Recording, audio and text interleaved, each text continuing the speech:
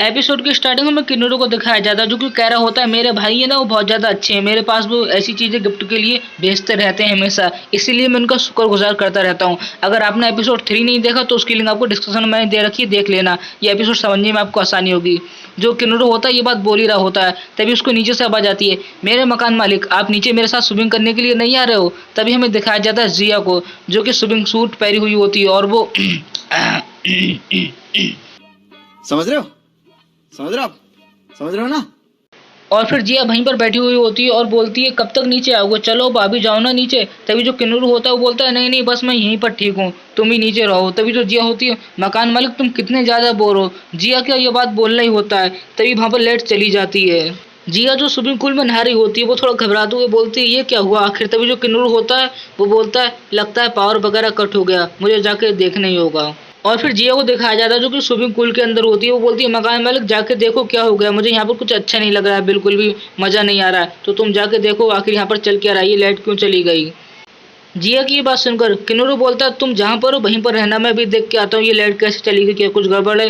तभी जो किन्नरू होता है ना वो बालकनी पे खड़ा होता है, वहीं से नीचे की ओर छलांग लगा देता है, लेकिन उससे पहले वो कुछ देख रहा होता है, उसको कुछ दिखता है जिसको वो देख के छलांग लगाता है और थोड़ा सा मुस्कुरा रहा होता है उस चीज़ को देख कर। और फिर अगले सीन में दिखाया जाता है एक चोर जो कि उनके घर पे ही आया था, मतलब किन्नरू के घर पे आया था। किन्नरू को दिखाया जाता है जो बिल्कुल फाड़ू स्टाइल से एक सिगरेट लगाता है बिल्कुल बैंडेज की तरह और उस चोर के पीछे आके खड़ा हो जाता है। चोर को महसूस होता है कि उसके पीछे कोई खड़ा हुआ है।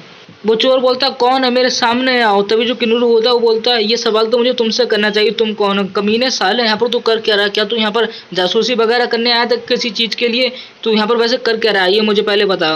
किन्नरू का ये बोलना ही होता है, वो जो चोर होता है वहाँ से बिल्कुल फरार हो जाता है बहुत ज़्यादा स्पीड के साथ। किन्नरू बोलता है ये इतना ज़्यादा तेज है लेकिन मैं इसके पीछे आया, इसको पता क्यों नहीं चला जब मैं इसके पीछे आया। वैसे ये यहाँ पर क्या कह रहा है और ये मुझसे छुपने की कोशिश क्यों कर रहा है, लेकिन जो मेरी आंखें है ना उसकी एबिलिटी बिल्कुल देख ले रही है इसको, मेरी समझ में नहीं आ रहा है वैसे क्या ही ये जो जिया रह रही है मेरे साथ मेरे घर पे किराए पे उसके लिए तो यहाँ पर नहीं आया है। किन्नरू ये सारी बातें सोच ही रहा होता है अपने मन में, तभी हमें दिखाया जाता है उसके पीछे कोई होता है, असल में वो चोर ही होता है। वो चोर अपने हाथ में चाकू थाम के बोलता है मैं यहाँ पर तुम्हें मारने तो नहीं आया था, वैसे तुमने ये हरकत की है तुम्हारा मरना तो पक्का है, वैसे भी तुम मरने की बहुत पड़ी है। और वो उसकी ओर बढ़ रहा होता है, मतलब किन्नरू की ओर। वो चोर किन्नरू को मारने वाला होता है, इतने में किन्नरू वहां से जंप लेकर बिल्कुल बहुत ज्यादा स्पीड के साथ, जैसे कि उस चोर की स्पीड थी, उसके पीछे ही जाके एक किक मारता है, उसको एक लात मारता है जिससे कि चोर थोड़ा दूर हो जाता है। वो बोलता है ये आखिर कैसे हो सकता है, ये तो बिल्कुल इम्पॉसिबल है, नामुमकिन, ये तो हो ही नहीं सकता, ये बंदा आखिर ऐसा कैसे कर सकता है। और फिर इतने में किन्नरू उसके ऊपर एक लात मार देता है जोर से, जिसकी वजह से उसकी जो पसली होती है वो टूट जाती है। किन्नरू उसको बुरे तरीके से पीट कर उसको उठाकर एक खंभे में टांग देता है और उसका जो चाकू होता है ना उसके हाथ से छीन लेता है। उस चोर को बोलता है वैसे तुम यहाँ पर क्या करने के लिए आए थे, ये मुझे बताओ, किसी ने तुम्हें यहाँ पर भेजा है। किन्नरू की ये सारी बातें सुनकर वो चोर किन्नरू को बोलता है मुझे लगता है तुम इस काम में बिल्कुल एक एक्सपर्ट हो, लेकिन मैं तुम्हें अपने बॉस के बारे में कुछ भी नहीं बताने वाला, समझ गए ना, तुम बिल्कुल मुझे शौक से मार दो, मैं अपने बॉस के लिए काम करता हूँ, उसके बारे में तो तुम्हें कुछ भी नहीं बताऊंगा मैं। वो चोर ये सारी बातें किन्नरू को बोल रहा होता है। चोर की ये बातें सुनकर किन्नरू चोर को बोलता है तुम्हारी ये सारी हरकतें तो देखकर मुझे ऐसा लग रहा है तुम अपने बॉस का नाम सच में ही मुझे नहीं बताओगे, सही कहा ना मैंने। तभी जो किन्नरू होता है उसके हाथ में जो सिगरेट होती है वो उसके मत्थे पर लगा देता है उस चोर के।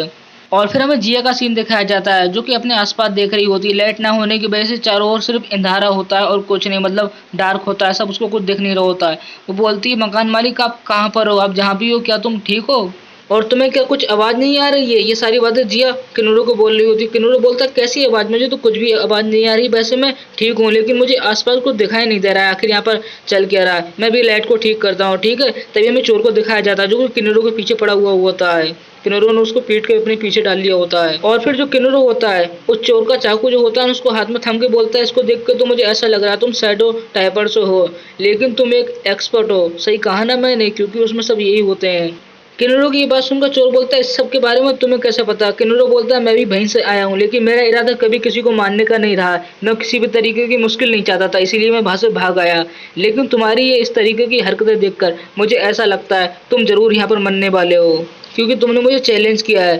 किन्नरो की ये बात सुनकर चोर बिल्कुल घबरा जाता है। किन्नरो अपने पास से कुछ बोतल वगैरह निकालता है जिसके अंदर एक लिक्विड टाइप कोई चीज होती है। जैसे ही वो उसके ऊपर डालता है वो चोर वहां से बिल्कुल गायब हो जाता है। ऐसा बिल्कुल पानी पानी हो जाता है, उसकी आत्मा हमें बाहर लिखती हुई दिखाई जाती है। किन्नरो जो होता है एटीट्यूड के साथ वहां से जा रहा होता है अपने मुंह में सुट्टा मारते हुए। और फिर हमें जिया को दिखाया जाता है। जिया कह रही होती है मकान मालिक क्या तुमने अभी तक कुछ सही नहीं किया, क्या सही नहीं हो रहा ये लाइट वगैरह का। तभी जो किन्नरो होता है उसको दिखाया जाता है जो बिल्कुल चिलमाल के आराम से खड़ा हुआ होता है। वो बोलता है जिया मुझे कुछ यहाँ पर दिख नहीं रहा है, आखिर यहाँ पर चल क्या रहा है, सही मैंने नहीं कर पाया है अभी, तुम बाहर आ सकती हो। किन्नरो की ये बात सुनकर जिया रोने लग जाती है, बोलती है बाहर आना तो चाहती हूँ लेकिन बाहर नहीं आ सकती क्योंकि मुझे आसपास कुछ दिख नहीं रहा है।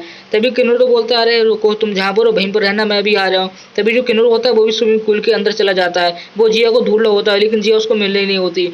किन्नरो जिया को बोलता है तुम एक ही जगह पे खड़ी रहो, अंधेरे की वजह से तुम मुझे दिख नहीं रही हो, तो एक ही जगह पे खड़ी रहोगी मैं तुम्हें आसानी से ढूंढ लूंगा।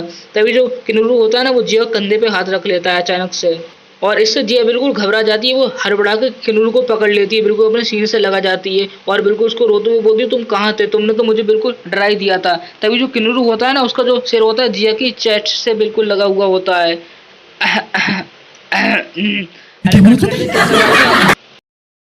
और फिर जिया किन्नरो को बोलती है मुझे बहुत ज़्यादा डर लग रहा है यहाँ पर, तुम जल्द से जल्द मुझे यहाँ से बाहर लेकर आओ। किन्नरो जिया को बोलता है ठीक है तुम मुझे कस के पकड़ लो, मैं तुम्हें यहाँ से बाहर ले जाता हूँ। जिया बोलती है ठीक है। तभी हमें रात का सीन दिखाया जाता है उनका घर का। फिर हमें सुबह का सीन दिखाया जाता है जो कि किन्नरो के रेस्टोरेंट के बाहर का होता है। किन्नरो जो होता है ना अंदर रेस्टोरेंट के अंदर कुछ बना रहा होता है ऑमलेट वगैरह, और फिर इतने में उनके रेस्टोरेंट में कोई गिलास तोड़ देता है, लड़ाई होने लग जाती है रेस्टोरेंट में। तभी जो किन्नरो होता है उसको जो थोड़ा झटका लगता है किसी ने गिलास तोड़ दिया ना, तभी उसका ऑमलेट जो होता है दीवार से चिपक जाता है। फिर हमारी जिया को दिखाया जाता है जो कि उन लोगों को बोलती है लड़ाई झगड़ा क्यों कर रहे हो यहाँ पर, हमारे रेस्टोरेंट में लड़ाई झगड़ा करना मना है। फिर हमें दिखाया जाता है एक बंदे को कोई मार रहा होता है कुर्सी से। तभी वो बंदा दिखाया जाता है गुंडा जो कि मोटा सा होता है। वो बोलता है क्या तुम मुझे जानते नहीं मैं कौन हूँ, तुम्हारी हिम्मत कैसे हुई मुझसे इस तरीके से बात करने की, कुत्ते। वो बंदा ऐसा बोल ही रहा होता है। तभी उसको पीछे से आवाज आती है हमारे रेस्टोरेंट में लड़ाई झगड़ा मत कर गेंडे। फिर हमें पीछे दिखाया जाता है किन्नरो उसको ये बात बोल रहा होता है और जिया किन्नरो के पीछे बिल्कुल घबराते हुए खड़ी हुई होती है।